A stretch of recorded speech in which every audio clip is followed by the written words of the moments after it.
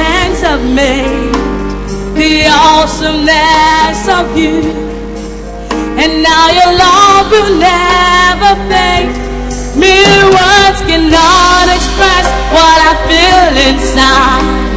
I can't describe your glory divine, but as a token of my love, this is what I'll do. I'll lift my hands and cry, holy,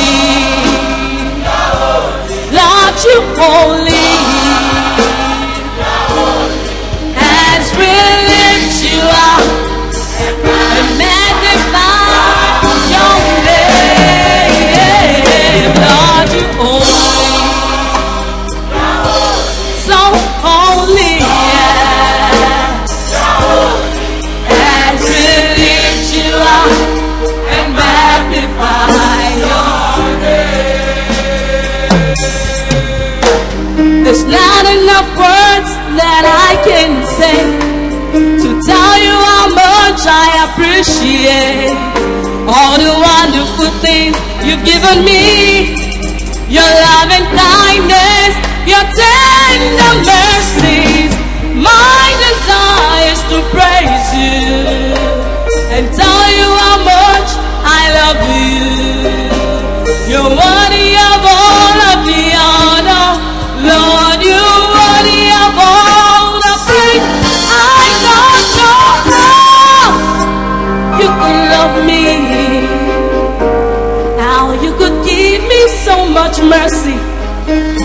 You didn't have to suffer and die for me way back on Calvary, but I just wanna thank you.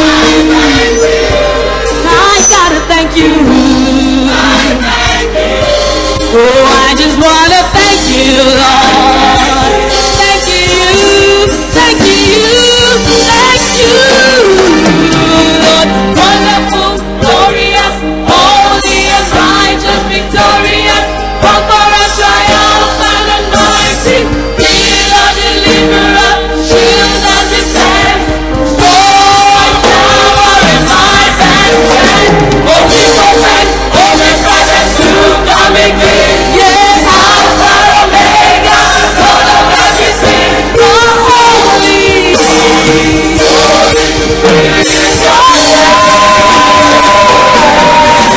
wonderful, glorious, holy and righteous, victorious, conqueror, triumphant and mighty, my deliverer,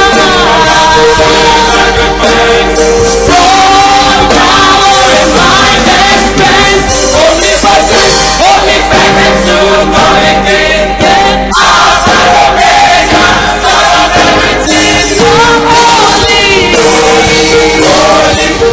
is your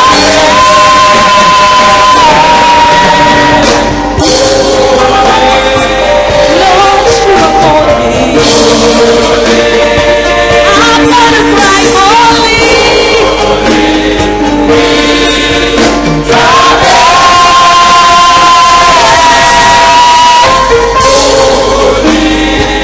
Lord, you're holy.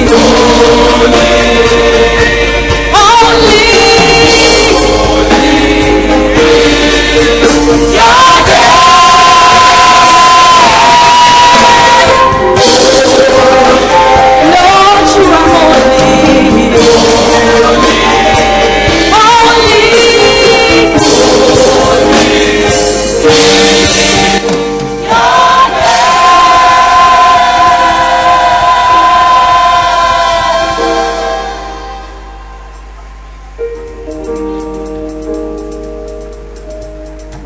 Let somebody shout hallelujah. Our God is a great God. Ha.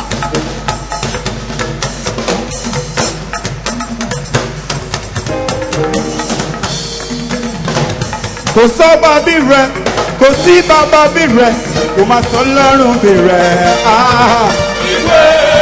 Kò sọ́ba bí rẹ̀, kò sí bàbá bí rẹ̀, kò má sọ lọ́rùn bí rẹ̀. Ẹ bá mi sọ lọ́rùn tóbi. Ẹ bá lọ́rùn tóbi. Ẹ bá mi sọ lọ́rùn tóbi. ẹ̀fọ́ lọ́rùn tóbi kékeré bá mi gbọ́ lọ́rùn tóbi ẹ̀fọ́ lọ́rùn tóbi ẹ̀fọ́ mi gbọ́ lọ́rùn tóbi ẹ̀fọ́ mi gbọ́ lọ́rùn tóbi àdìgbò you were worthy you were great you were mighty God you were great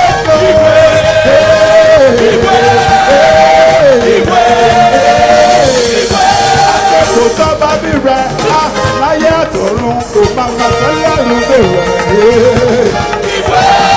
kò sábà bí rẹ̀ kò sí bàbá bí rẹ̀ kò máa sọ́lọ́run bí rẹ̀. ìbọ́lọ́run tóbi o. ìbọ́lọ́run tóbi. ìjọ rẹ̀ gbọ́lọ́run tóbi o. ìbọ́lọ́run tóbi.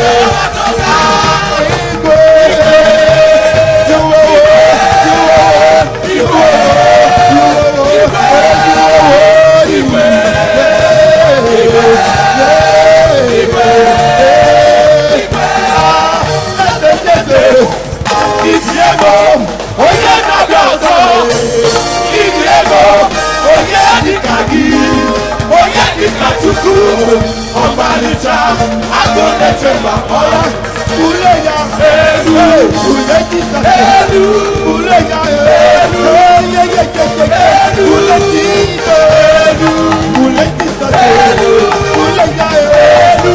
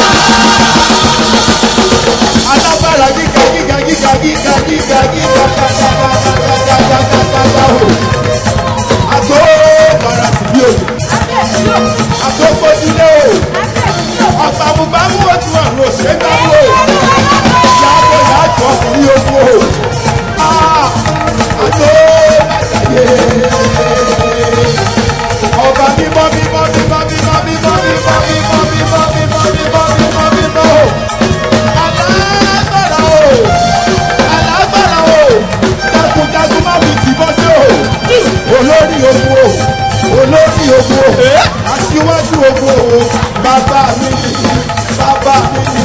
olówó orí ẹrù jẹjẹ tí mi kò tìtì ọba àwọn ọba.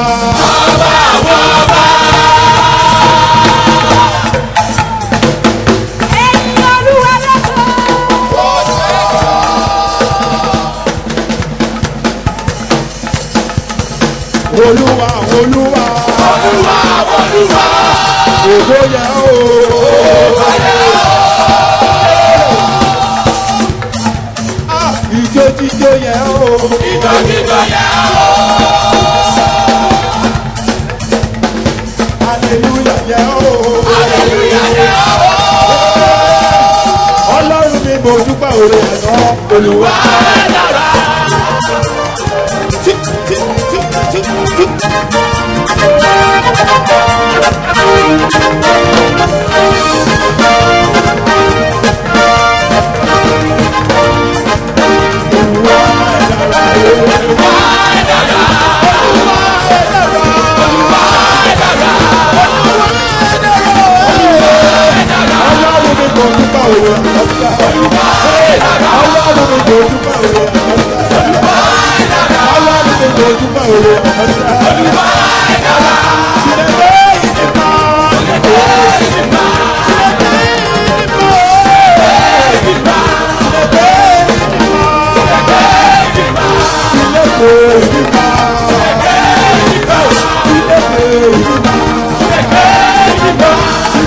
Yeah.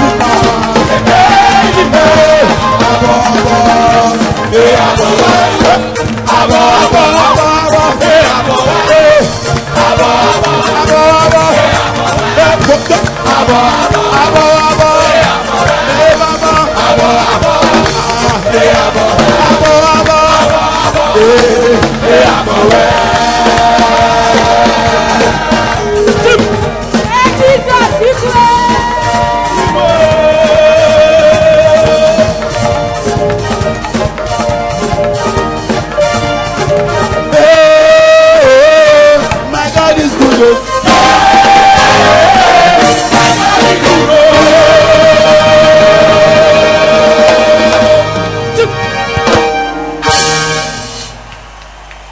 Let somebody shout hallelujah. Hallelujah. If you know that this great God is your God. If you know that Jehovah Shammah is your God. He that is the same yesterday, today and forevermore. He is in the house. And if you know, and you know, He is your God. I want you to please rise us on your feet. Please, may we rise on our feet. Give Him a thunderous and powerful hallelujah.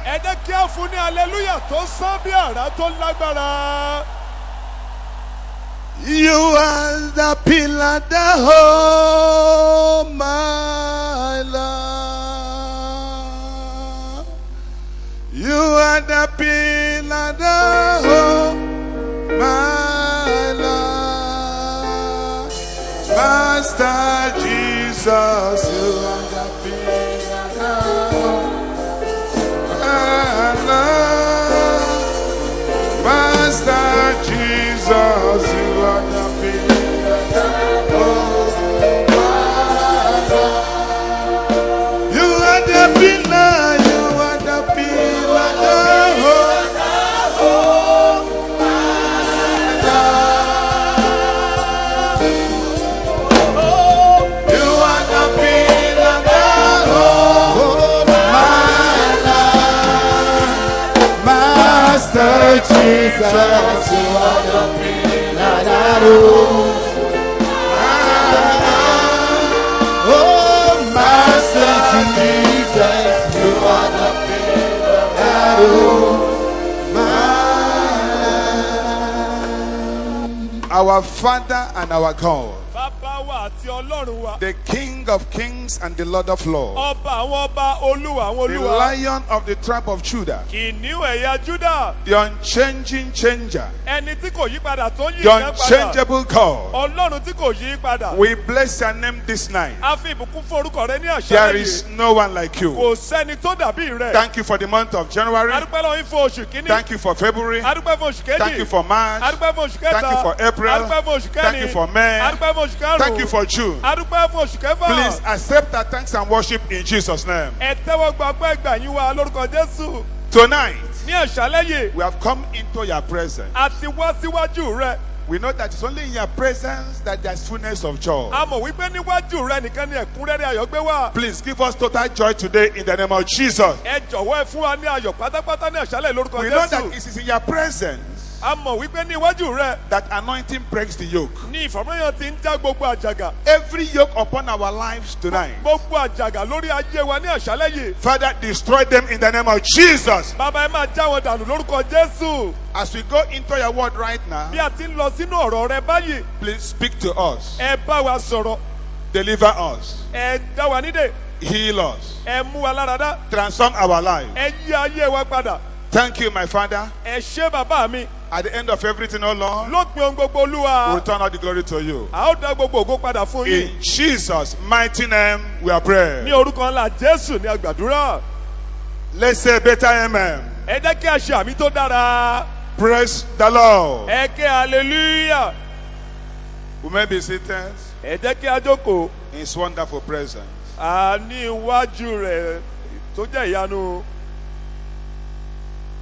The topic before us is how great is our God. How great is our God. The text is taken from 1 Chronicles. 1 Chronicles chapter 29 We're looking from verse 11 to 12. A ó ka ẹsẹ̀ kọkànlá sí kejìlá. 1 Chronicles chapter 29, Ìwé Kíróníkà kínní orí kọkàndínlọ́gbọ̀n. verse 11 to 12. Ẹsẹ̀ kọkànlá sí kejìlá. I read. A ó kà á báyìí. Thine, O Lord, is the greatness and the power and the glory and the victory and the majesty. For all that is in the heaven and in the earth is thine. Thine is the kingdom, O Lord, and thou art exalted as head above all. Tìrẹ Olúwa ni títóbi àti agbára àti ògo àti ìṣẹ́gun àti ọlá ńlá nítorí ohun gbogbo ní ọ̀run àti ní ayé tìrẹ ni ìjọba ní tìrẹ Olúwa a sì gbé ọ lékè ní orí fún ohun gbogbo. Both riches and honor come of thee, and thou reignest over all. And in thy hand is power and might, and in thy hand it is to make great and to give strength unto all. Ọrọ̀ àti ọlá ọ̀dọ̀ rẹ ní tí wá, ìwọ sì ń jọba lórí ohun gbogbo. Ní ọwọ́ rẹ ni agbára àti ipá wà, àti ní ọwọ́ rẹ ni sísọ ni di ńlá wà. Àti fi agbára fún ohun gbogbo. May the Almighty God bless the reading and the hearing of His word tonight in Jesus' name. Kí Ọlọ́run Olódùmarè ó bùkún fún kíkà àti gbígbọ́ ọ̀rọ̀ rẹ̀ ní àṣálẹ́ lórúkọ Jésù. When we say something is great, Nígbà tí a bá ń sọ pé ìkọ̀kan tóbi, we are saying that something is mighty à ń sọ lọ́nà mìíràn ìkò pé nǹkan yìí ó nílá or is outstanding tàbí ó dá yàtọ̀ or it is distinguished tàbí ohun tó dá yàtọ̀ pátápátá or extraordinary tàbí ohun tó yàtọ̀ púpọ̀ without any iota or doubt. láì tiẹ̀ fẹ̀nà pẹ́nu. The Almighty God, Ọlọ́run Olódùmarè, the supreme commander of heaven and earth, a olórí ayé àti ọ̀run, is extraordinary. ó jẹ́ ẹni tó yàtọ̀ lọ́pọ̀lọpọ̀. He's eminent, Ó jẹ́ ẹni tó yàtọ̀. he's powerful. Ó lágbára. When you want to know how great something or somebody is, Nígbà tí a bá fẹ́ mọ̀ bí nǹkan kan tàbí bí ẹnìkan ṣe tóbi tó, you first of all ask, who is the person? a ó kọ́ béèrè pé ta ni ẹni yìí gan? What does he have? Kí lohun tó ní? What can he do? Kí lohun tó lè ṣe?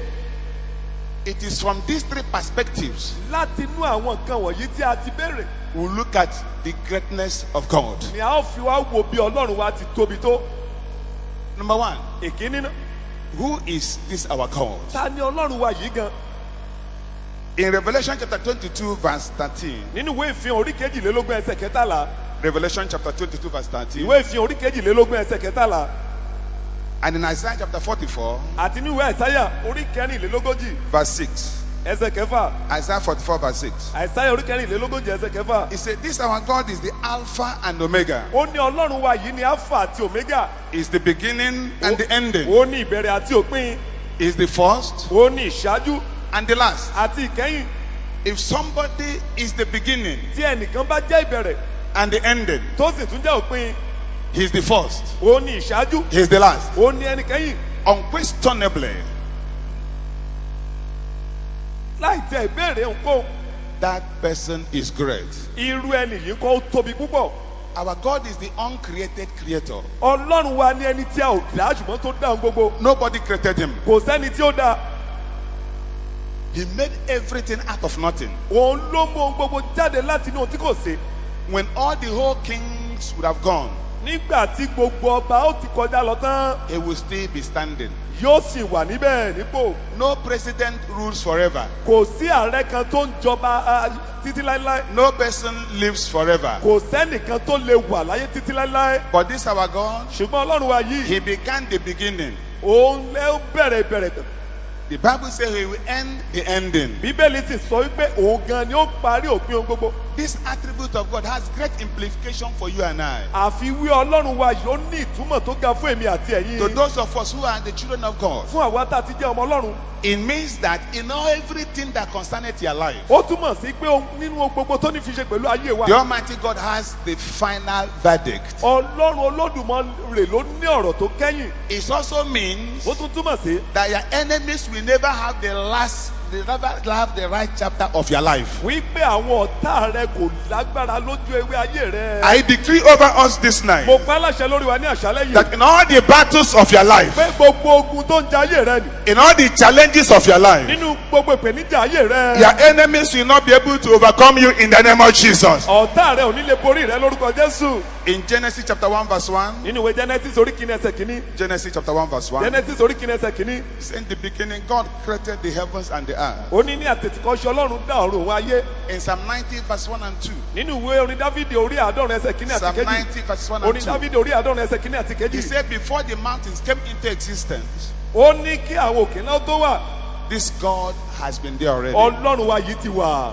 He is the first, Ó ní ìṣáájú. he is the last. Ó ní ìkẹyìn. That is the quality of greatness. Eléyìí gan ni àfiwé títóbi. Number 2, Ìkejì. who is this God? Ta ni Ọlọ́run yìí? The Bible says he is the I am. Bíbélì sọ pé òun ni èmi ni. We can see that in Exodus chapter 3 A lè rí eléyìí nínú ìwé Ẹ́sódù orí kẹta. verses 14 to 15. Ẹsẹ̀ kẹrìnlá sí kẹẹ̀dógún. Exodus 3 Ẹ́sódù orí kẹta. 14 to Ẹsẹ̀ 15. kẹrìnlá sí kẹẹ̀dógún. He is the I am. Òun ni èmi ni. He is relevant in all dispensations. Òun ló nítumọ̀ ní gbàdégbà. In Hebrew chapter 13 verse 8, Nínú ìwé Hébérù orí kẹtàlá ẹsẹ̀ Hebrew kẹjọ. 13:8, Hébérù orí kẹtàlá ẹsẹ̀ he said kẹjọ. Jesus is the same yesterday Ó ní Jésù ọ̀kan náà lánàá. and today Lónìí and forevermore. àti tí láéláé. Which means Tó túmọ̀ sí pé whatever he did for the people of the old, pé ohunkóhun tó ti ṣe fún àwọn he ẹni will ìgbàanì also do it tonight. yóò tún ṣe ní àṣálẹ́ yìí. I decree Mo pa á láṣẹ every problem, gbogbo ìṣòro, every sickness gbogbo àìsàn that the Almighty God healed or destroyed in the past, tí Ọlọ́run Olódùmarè ti wòsàn tàbí tí ó that ti is bàjẹ́ present here nígbà tonight, pé ó tó tẹ̀ wá bí ní àṣálẹ́ yìí. that sickness and diseases will be destroyed in the name of Jesus. Irú àìsàn àti àrùn nìyẹn ó parun lórúkọ Jésù. Say a better amen to that. Ṣe àmì tó rinlẹ̀ sí eléyìí. Who is this God? Ta ni Ọlọ́run yìí? The Bible says He is the Almighty. Bíbélì sọ pé òun ni Olódùmarè. He is the omnipotent God. Òun ni Ọlọ́run tó wà níbi gbogbo. The first preacher has elaborately done a good work on this. Ẹni tó wàásù síwájú ti ṣiṣẹ́ púpọ̀ lórí eléyìí. I'm just going to say one or two things about it. A ó kàn sọ nǹkan tàbí méjì lórí rẹ̀ sí ni. This God is the Almighty. Ọlọ́run wa yìí ni Olódùmarè. He is the all-conqueror. Ó ní aṣẹ́gun. He has a name that is above every other name. Ó ní orúkọ kan tó ju gbogbo orúkọ tó kù lọ. When you use that name in battle, Nígbà tó bá lo orúkọ yìí lójú ogun. every knee in heaven, Gbogbo ẹkún lọ́run. every knee on earth, Gbogbo ẹkún lórí ilẹ̀ and under the earth, àti nísàlẹ̀ ilẹ̀. bow. Gbogbo rẹ̀ ló ń wólẹ̀. What is that name? Kí ni orúkọ náà? Can somebody shout it? Ìjẹ́ nìkan lè pe orúkọ yìí. Shout it for the second time. Ẹ pè é fún ìgbà kejì. It's so powerful Ó lágbára tó bẹ́ẹ̀. that after 4 days in the grave, Tó jẹ́ pé lẹ́yìn ijọ́ kẹrin ní inú sàkú. when they invited him, Nígbà tí wọ́n gbé e wá. he went to the grave, Ó lọ sí he ibojì. commanded the grave, Ó pàṣẹ fún ibojì. and the grave vomited out Lazarus. Bẹ́ẹ̀ ni ibojì sì pọ̀ Lásárù jáde wá. That is an awesome power. Ẹ̀yà agbára tó yàtọ̀ nìyí. Tonight, Ní àṣálẹ́ yìí, everything that the grave has swallowed against you, gbogbo ohun tí ìpòkú ti gbé mi inú ayé rẹ. every power from the grave here that's waging war against you, Gbogbo agbára láti inú sàkú tó ń gbógun tì ọ́. the Almighty God will challenge them today in the name of Jesus. Ọlọ́run Olódùmarè yóò pè wọ́n níjà ní àṣálẹ́ lórúkọ Jésù. Who is this God? Ta ni Ọlọ́run yìí? The Bible says He is the Most High. Bíbélì sọ pé òun ni ọ̀gá ògo. He is the Most High. Òun ni ọ̀gá ògo. He's higher than the highest. Ó ga ju ẹni tó ga jùlọ. Somebody said, Ẹnìkan wí pé it's not where you are, kì í ṣe ibi tó wà but who you are in the Lord bí kò ṣe irú ẹni tó jẹ́ ní Olúwa that matters. ló ní fi ṣe. If you come to this God, Tó o bá tọ Ọlọ́run yìí wá because He's the Most High, nítorí pé òun ni ọ̀gá ògo. He has the greatest connection. Òun ló ní ìsopọ̀ tó ga jù. Nobody's above Him. Kò sẹ́ni tó jù ú lọ. If He promotes you, Tó bá gbé ọ̀gá, that's the highest promotion ipò ìgbéga tó ga jùlọ nìyí. because He's the Most High. Nítorí pé òun ni ọ̀gá ògo. Tonight, Ní àṣálẹ́ yìí, any of us gbogbo ẹnikẹ́ni nínú wa that's looking for promotion or tó ń connection, wojú Ọlọ́run fún ìgbéga tàbí because you are here today, torí pé wà ń bí ní àṣálẹ́ the yìí. Almighty God will promote you in the name of Jesus. Amen. Ọlọ́run Olódùmarè yóò gbé ọ̀gá lórúkọ Jésù. What can this God do? Kí ni Ọlọ́run yìí lè ṣe? What can He do? Kí ló lè ṣe? The Bible says He can do all things. Bíbélì sọ pé ó lè ṣe ohun gbogbo. We saw that in Luke chapter 1 verse 37. Adélé inú ìwé Lúùkù orí kìíní ẹsẹ̀ kẹtàdínlógójì. When He made a virgin to conceive nígbà tí ó mú kí wúndíá ó lóyún without meeting a man. láì mọ ọkùnrin He can do all things. ó lè ṣe ohun gbogbo. Tonight, ní àṣálẹ́ yìí every seemingly impossible situation in your life, gbogbo ipò tó dàbí pé kò ṣeé ṣe nínú ayé God rẹ, will deal with them in the name of Jesus. Ọlọ́run yóò yanjú rẹ̀ lórúkọ Jésù. Thirdly, ìkẹta, what does this God has? kí ni Ọlọ́run yìí gan-an ní?